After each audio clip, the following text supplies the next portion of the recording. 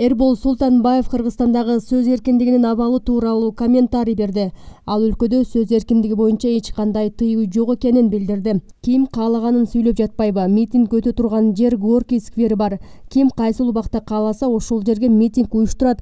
Каалаган сөзүн эркин сүйлөйт. Аларды журналисттер, блогерлер чагылдырып таратып жатышат.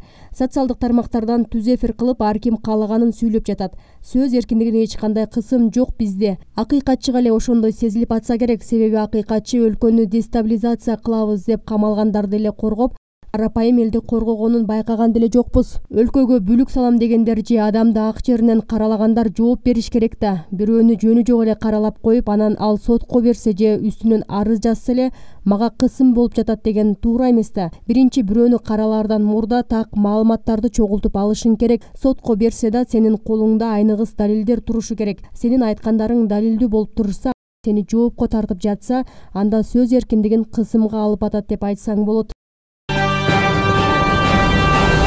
Жогорку кеңештин депутаттары 19-апрелдеги жыйындын жүрүшүндө акыйкатчы Атыр Абдрахматованын отставкасы тууралуу маселени көтөрүштөн алуу сунушун Кыргызстан фракциясы киргизген. Бирок ага эмне себеп болгондугу айтылган жок. Аталган демилге тиешелүү комитеттин кароосуна жөнөтүлдү. Белгилей кетсек, кечээ эл өкүлдөрү акыйкатчынын 2022 жылга карата Кыргызстанда адамдын жана жарандын укуктары менен эркиндиктеринин сакталышы жөнүндөгү баяндамасын укту. Кошумчалай кетсек, акыйкатчынын баяндамасы буга чейин конституциялык мыйзам, мамлекеттик сот, укук маселелери жана жогорку кеңештин регламенти боюнча комитетинин жыйынында каралып, эске алуу чечими кабыл алынган. Бирок жогорку кеңештин жыйынында аталган чечим четке кагылды.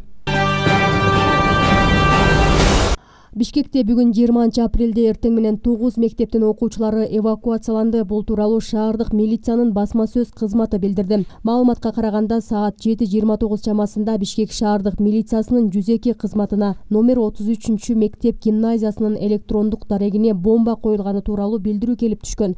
Жерине дароо Свердлов райондук милициясынын ыкчам тергөө тобу, коомдук коопсуздук кызматынын кызматкери жана райондук администрациянын жетекчилиги барган. Милиция тарабынан мектептин аймагы курчоого алынып, окуучулар жана мугалимдер эвакуацияланган. Мындан тышкары ушундай эле билдирүүлөр номер 64, 52, 67, 62, 32 мектептерге, Бишкек эл аралык мектебине, Оксфорд, Сейтек жеке менчик мектептерине келип түшкөн.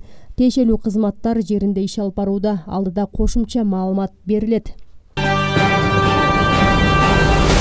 Бишкекте прокурордун улук жардамчысы 450 000 сом пара алып жаткан жеринен кармалды. Бул тууралуу улуттук коопсуздук боюнча мамлекеттик комитетинин басма сөз кызматынан билдиришти. Маалыматка ылайык кармалган Барбугулов Абдубали Тайырбекович өзү тергеп жаткан сотто каралып жаткан иш боюнча оң чечим чыгаруу жана арыз ээсине карата өзүнчө сотко чейинки өндүрүштү жокко чыгаруу үчүн опузалап акча талап кылган. Прокурордун жардамчысы 19-апрелде саат 18:40 УКМКнын кызматкерлеринин мамлекеттик прокуратуранын тергөө башкармалыгы менен биргеликте жүргүзгөн ыкчам иш-аракетинин аркасында кармалган.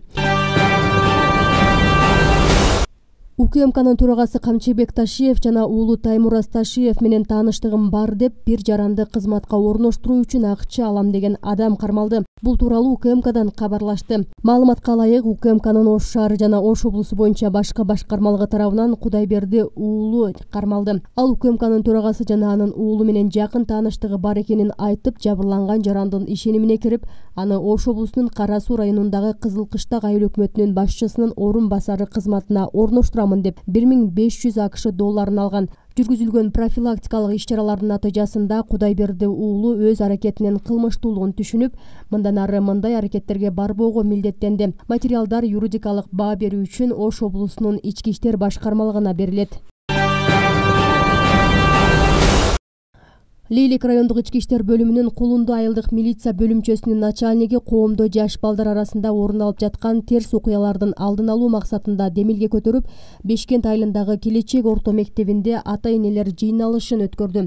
Бул тууралуу Баткен облустук ички иштер башкармалыгынын басма сөз кызматы билдирди. Маалыматка ылайык, бул жыйналышка 9-10-11 класстын ата-энелери келип катышып, балдардын коопсуздугу жөнүндө талкуулоо болду. Милиция кызматкерлери жыйналышка катышкан ата-энелерге балдар арасындагы кылмыштуу чогулуктун алдын алуу, балдарды убагында көзөмөлдөө, эрте никеге туруунун жоопкерчилиги жана жазгы майрамдарга карата топтошуп тоого экскурсия чыкпоо жагы эскертилди. Чогулушка жергиликтүү бийликтин өкүлдөрү, райондук билим берүү, социалдык коргоо бөлүмдөрүнүн өкүлдөрү жана мектеп директору катышты. Бул аймакта 2023 жылдын 3 ай аралыгында жаш балдар тарабынан 2 кылмыш катталган.